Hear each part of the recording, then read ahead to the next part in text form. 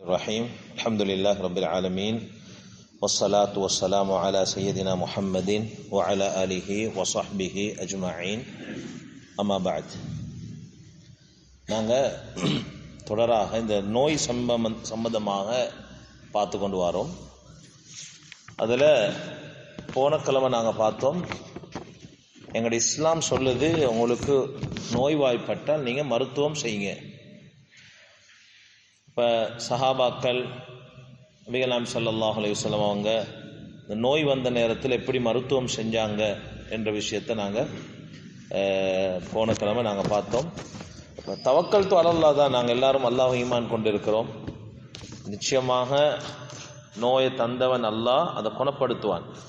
ஆனாலும் எங்களுக்கு முறைகள் சொல்லப்பட்டிருக்குது மருத்துவம் செய்கிறதுக்கு. அதுக்கான சில ஹதீஸ்களை சில சம்பவங்களை சென்ற கிழமை பார்த்தோம். இன்றைக்கு நாங்கள் பார்க்க போகிற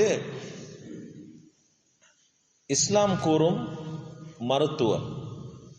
இது ஒரு பெரிய ஒரு தலைப்பு, மிச்சம் ஆராய்ச்சி செஞ்சு சொல்ல வேண்டிய விஷயங்கள் தான்.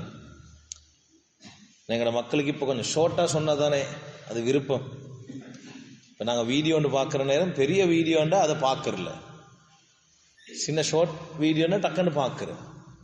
நான் நிறைய கண்டிக்கிறேன், இந்த யூடியூப் செய்யக்கூடியவங்களும் அனுப்பாதீங்க, முக்கியமான விஷயம் சொல்ல போகிறேன்னு தான் சொல்லுவாங்க. ஏன்னா அவங்களுக்கு கூட தெரியும் மிச்ச நேரம் இருந்தால் என்ன செய்யல, மக்கள் பார்க்கறல. அப்போ மக்களோட நிலைமைகளை கருத்தில் கொண்டு ஒரு 5-10 நிமிஷம் பேசினா போதும் என்ற அந்த அமைப்பில் தயார் செஞ்சுக்கிறோம். இஸ்லாம் சில மருந்துகளை எங்களுக்கு சொல்லியிருக்குது, சில மருத்துவங்களை எங்களுக்கு சொல்லியிருக்குது. அதில் இன்ஷா அல்லாஹ் நாங்கள் இந்த கிழமை பார்ப்போம். கருஞ்சீரகத்தை பற்றி, தேனை பற்றி இஸ்லாம் சொல்லிக்குது. அதே போல் ஈத்தம்பழத்தை இஸ்லாம் சொல்லிக்குது. இன்னும் நிறைய மருந்து வகைகள் இஸ்லாம் சொல்லியிருக்குது. இப்போ அப்படி மருந்துகளை சொல்லிக்கொண்டே போகிற நேரம் பாடங்களும் நீடிச்சு கொண்டு போவோம் என்றதுக்காக வேண்டி நாங்கள் இன்றைக்கு ஹப்பத்து சவுதா அல்லது ஹப்பத்துல் பரக்கா என்று சொல்கிற இந்த கருஞ்சீரகத்தை பற்றி பார்ப்போம். இன்ஷா அல்லாஹ் வர்ற காலங்களில் தேனால் என்ன மருத்துவம் செய்யலும், அதே போல் ஈச்சம்பழங்களால் என்ன மருத்துவம் செய்யலும் என்றது பார்ப்போம் இன்ஷா அல்லாஹ். அப்போ இந்த தலைப்பில் நான் உங்களுக்கு சொன்னேன், மருத்துவம் 2 வகையாக 3 வகையாக பிரியும். ஒன்று இஸ்லாம் எங்களுக்கு சொல்லுது எப்படி என்றால், இந்த மருந்து பொருட்களால் மருத்துவம் நாங்கள் செய்யணும். 2வது ஒன்றைக்கு ருக்கையா ஓதி பார்க்குற அப்படி ஒரு மருத்துவம் ஒன்று இருக்குது. இன்னொன்று இருக்குது நபி ஸல்லல்லாஹு அலைஹி வஸல்லம் அவங்க சதக்காவின் மூலமாக மருத்துவம் செய்ய சொன்னாங்க. அப்போ அதில் நாங்கள் இப்போ பொருட்களால் செய்கிற மருத்துவத்தை பற்றி தான் தொடர்ந்து பார்த்து கொண்டு வரோம். சரி, அதில் இந்த ஹப்பத்து சவுதா கருஞ்சீரகம் என்றது அதுக்கு இன்னொரு பெயர் ஒன்றும் இருக்குது, ஹப்பத்துல் பரக்கா. ஹப்பத்துல் பரக்கா, ஹப்பான்னு சொல்றது வித்துக்கு சொல்ற, சவுதாண்டா கருப்பு. அப்போ கருப்பு வித்தை தான் கருஞ்சீரகம் என்று நாங்கள் சொல்றோம். இந்த ஹப்பத்து சவுதா கருஞ்சீரகத்தை பற்றி நிறைய ஹதீஸ்கள் வந்திருக்குது. அதில் புகாரி முஸ்லீமில் ஒரு பிரபல்யமான ஒரு ஹதீஸ் இருக்குது. அபூ ஹுரைரா ரலியல்லாஹு அன்ஹு அவங்க அறிவிக்கிறாங்க, நபிகள் நாயகம் ஸல்லல்லாஹு அலைஹி வஸல்லம் சொன்னாங்க, ஃபில் ஹப்பத்தி சௌதா ஷிஃபாஉன் மின் குல்லி தாய். இந்த ஹப்பத்து சௌதால, இந்த கருஞ்சீரகத்தில் எல்லா நோய்களுக்கும் மருந்திருக்கா சொல்லிட்டு சொன்னாங்க. இல்ல சாம் என்றாங்க. சஹாபாக்கள் கேட்டாங்க, இந்த சாம் என்றா என்ன சொன்னாங்க, அதுதான் மவுத் என்றாங்க. மவுத்தை தவிர மற்ற எல்லாத்துக்கும் என்ன இருக்கு, மருந்து இருக்கு. நாங்கள் நீங்கள் விட்ட பிழை ஒன்று தான், நாங்களும் விட்டுறது அந்த பிழை என்னண்டா, இந்த எங்கள் இஸ்லாமிய மருத்துவத்தை நாங்கள் எப்போ தெரியுமா பார்க்குறேன், அது மற்ற மருத்துவம் சக்ஸஸ் இல்லாட்டி தான் டக்குன்னு என்ன செய்கிறேன், கருஞ்சீரகத்தை எடுங்க, தேம்பானி எடுங்க என்று, இல்லாட்டி ஒன்றும் இல்லாட்டி அதுக்கு போகிறேன். உண்மையிலே எங்களுக்கு இஸ்லாம் சொன்ன இந்த மருத்துவத்தை நாங்கள் சின்னத்திலேருந்து பாவிச்சு வந்தால், முறையாக பாவிச்சு வந்தால் உண்மையிலே நோய்க்காதுகள்.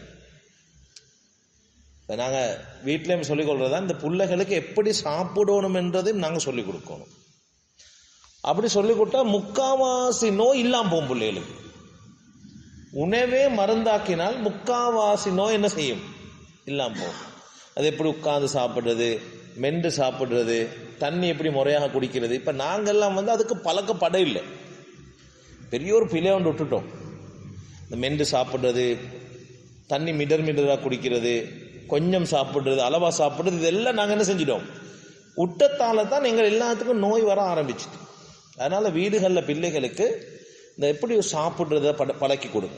கருஞ்சீரகத்தை பழக்குங்க, தேம்பானியை பழக்குங்க, ஈச்சப்பழத்தை பழக்குங்க. இப்போ நாங்கள் ஈச்சப்பழம் வாங்குறது எப்போ, நோன்பு வந்தால் தான் ஈச்சப்பழம் வாங்குறோம். இப்போ நாங்கள் நினச்சிக்கிறோம் இஃப்தாருக்கு மட்டும்தான் என்ன ஈச்சப்பழம் என்று. இல்லை, ஈச்சப்பழம் ஒரு மருத்துவம். சில வர்ற இதுகளில் பார்ப்போம், ஈச்சப்பழம் என்றது ஒரு மருத்துவம். சரி, அப்போ ரசூலுல்லாஹி ஸல்லல்லாஹு அலைஹி வஸல்லம் சொன்னாங்க, அப்போ இந்த சாவை தவிர, மரணத்தை தவிர மற்ற எல்லா நோய்களுக்கும் இந்த ஹப்பத்து சௌதா அல்லது ஹப்பத்துல் பரக்கா என்ற கருஞ்சீரகம் மருத்துவம் என்று சொன்னாங்க. ஹாலித் இப்னு ஸஅத் அவர்களை தொட்டும் ஒரு செய்தி அறிவிக்கப்பட்டது. அவங்க சொல்றாங்க, ஹரஜ்னா வமஅனா காலிப் இப்னு அபுஜர், நாங்கள் ஒரு பிரயாணம் போனோம். அதில் காலிப் இப்னு அபுஜர் என்ற ஒரு ஆள் இருந்தார். ஃபமரித ஃபி தரீக், அவர் போகிற வழியிலே நோயாளி ஆயிட்டார். ஃபலம்ம கதிம்னல் மதீனா, நாங்கள் மதீனாக்கு போன நேரம் தஹல அலைஹி இப்னு அபி அத்தீக், அப்போ அவங்க என்ன செஞ்சாங்கன்னா இப்னு அபி அத்தீக் என்றவர்கிட்ட கொண்டு போய் அவங்களுக்கு மருத்துவம் செய்ய சொன்னாங்களாம். மருந்து கூட்டின்னு போனான், டாக்டர்கிட்ட கூட்டின்னு போனான். அப்போ டாக்டர் சொன்னாராம், ஃபகால சொன்னார், அலைக்கும் பிஹாதியில் ஹப்பத்தி சௌதா, உங்களுக்கு இந்த கருஞ்சீரகத்தை நான் கட்டாயமாக்குறேன், கட்டாயமாக நீங்கள் இதை சாப்பிடுங்க, இதை எடுத்துக்கோங்க என்று சொல்லிட்டு சொன்னாங்களாம். ஃபஹுது மின்ஹா ஹம்சன் அவு சபஅன், அதை நீங்கள் எப்படி சாப்பிடணும் என்றால் 5 அல்லது 7 மிச்சம் சாப்பிடவும் கூடாது. 5 வித்து அல்லது ஒரு 7 வித்து சாப்பிடுங்க நாங்களாம். சொல்லிட்டு சொன்னாங்களாம், ஃபஸ்தஹிக்குஹா சும்ம குத்ருஹா ஃபி அன்ஃபிஹி பிஸைத்தி, அதை நீங்கள் எப்படி அப்படி அதை எப்படி எடுக்கணும் என்று சொன்னால், அந்த கருஞ்சீரகம் 5 அல்லது 7 எடுத்து ஜெய்தூன் எண்ணெய் அதை கலந்து நீங்கள் மூக்குள்ளுக்கு ஊற்ற சொன்னாங்களாம். அது பொடியாக்கி ஊற்றணும் அது. அப்போ இது சொல்லப்படுது ஒன்று இமாம்கள் சொல்கிறாங்க, இது ஒன்று தலைவலிக்கு சொல்லப்பட்ட மருத்துவமாக இருக்கும், அல்லது இந்த மூக்கு அடைச்சத்துக்கு சொல்லப்பட்ட மருத்துவமாக இருக்கும் என்று சொல்கிறாங்க. நீங்களும் உரத்த தலைவலி வந்தால் நானும் செஞ்சு பார்த்திக்கிறேன்.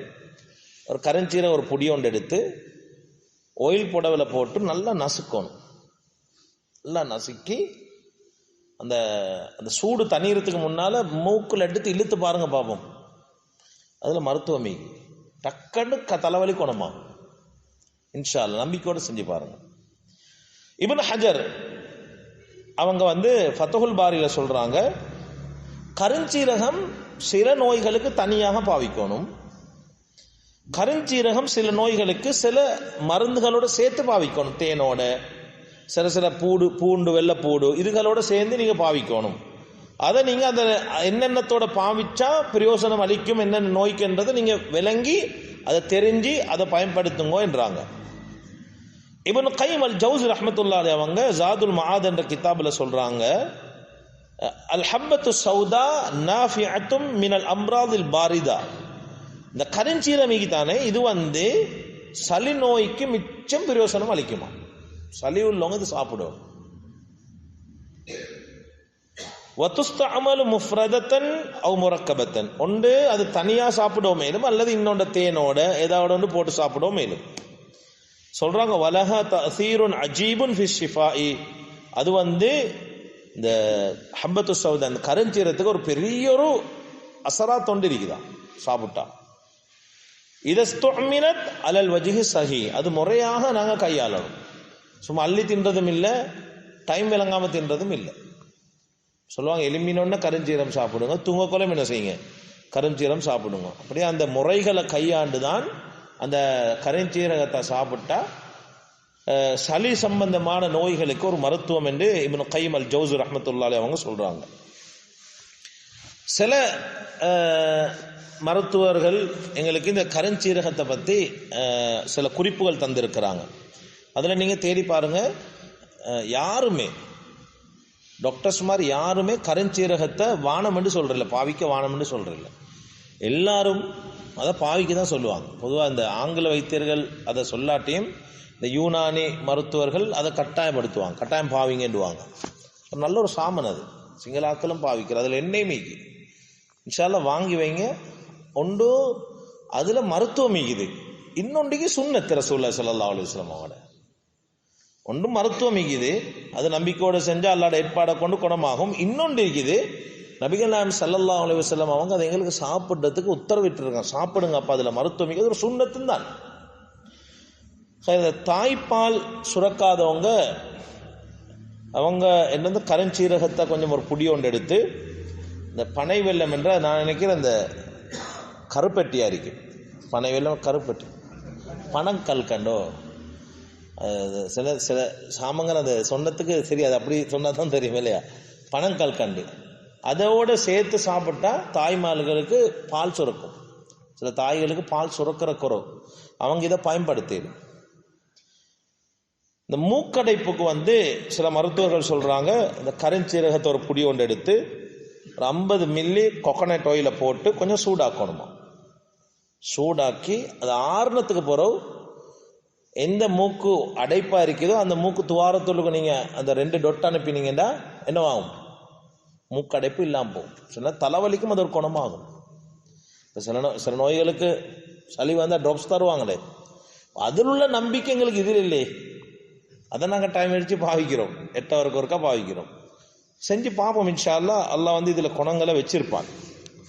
ஹைர். அதே போல் சில மருத்துவர்கள் சொல்கிறாங்க இந்த இருமல், கடுமையான இருமல் உள்ளவங்க என்ன செய்யணும் என்றால் இந்த கருஞ்சீரகத்தை ஒரு புடி ஒன்று எடுத்து ஒரு கொஞ்சம் எடுத்து பூண்டை அரைச்சி தேனோடு கலந்து சாப்பிட்டால் கடுமையான இருமல் கூட இதில் என்னவாகும், குணமாகும் என்று சொல்லப்பட்டிருக்குது. பாருங்க, நான் இன்றைக்கும் அதை தேடி பார்த்தேன். அரபிகளுக்கு இந்த இருதய நோய் குறவு, அவங்க ஹார்ட் அட்டாக்ல மௌத்தாகிற குறவு ரொம்ப குறைவாங்க. வெளிநாட்டில் இருக்கிறவங்களுக்கு தெரிஞ்சுக்கும் அவங்க ரொம்ப குறைவு, ஹார்ட் அட்டாக்ல குறவு அவங்க மௌத்தாகிறது. அதுக்கு சொல்லப்படுதுன்னா இந்த கருஞ்சீரகத்தை அவங்க ஒரு உணவாக பாவிக்கிறாங்க, தேனை ஒரு உணவாக பாவிக்கிறாங்க, ஈச்சம்பழத்தை உணவாக பாவிக்கிறாங்க. இப்போ நாங்கள் மருந்துக்கு தானே பாவிக்கிறோம், அவங்க அதுகளை உணவாகவே என்ன செய்கிறாங்க, தேம்பானி அதே போல் கருஞ்சீரகம் ஈச்சப்பழம் எல்லாம் உணவாகவே பாவிக்கிறாங்க சில இதுகள். அதனால் அவங்களுக்கு இருத நோய்கள் ஆக குறைவாக என்று சில தகவல்கள் சொல்லுது. அப்போ அதனால் இன்ஷா அல்லாஹ் கருஞ்சீரகம் பற்றி நிறைய சொல்லிக்கொண்டு இருக்கிறோம். நிறைய ஹதீஸ்களும் எக்கச்சக்கமான ஹதீஸ்களும் வருது.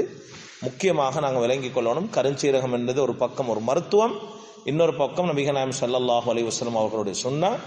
இயலும் என்றால் இன்றிலிருந்து அதை ஹயாத்தாக்குவோம். நாங்கள் தூங்குகிற நேரம் இன்ஷா அல்லாஹ் பெட்டுக்கு போனோடனே ஒரு 5 அல்லது ஒரு 7 ஒற்றைப்படைகள் எடுத்து சாப்பிடுவோம். சின்ன பிள்ளைகள்னா ஒரு 3, 5 அப்படி கொடுங்க. வயசாளிகள் ஒரு 7, 5 அப்படி சாப்பிடுவோம்.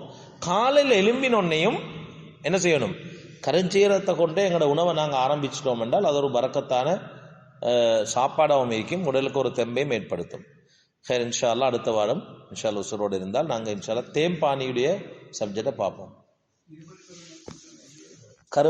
கடுமையான இருமலுக்கு இந்த கருஞ்சீரகம் ஒரு புடி எடுத்து வெள்ளைப்பூடு அரைச்சி தேம்பானியோட கலந்து சாப்பிடும். நிறைய தேடினா கிடைக்கும் கருஞ்சீரகத்தை பற்றி தேடுங்க இன்ஷா அல்லாஹ். நானும் தேவையானதுக்கு தேடி வச்சுக்கிறேன், கேட்டால் சொல்லல. அது பொதுவாக ராவுக்கு தூங்க கொலையும் காலையிலும் 5 இல்ல 7 இருமலுக்கு தேவையான அளவு ஒரு புடி லேசாக ஒரு புடி ஒன்று எடுத்துக்கொண்டா ஹேர். எதெல்லாம் கேட்குறோம் அதன்படி அமல் செய்யக்கூடிய பாக்கியத்தை அல்லாஹு தஆலா நம் அனைவருக்கும் தௌஃபீக் செய்வானாக. வாஹிர் தஅவானா அல்ஹம்துலில்லாஹி ரப்பில் ஆலமீன். அஸ்ஸலாமு அலைக்கும் வரஹ்மத்துல்லாஹி வபரகாத்துஹு.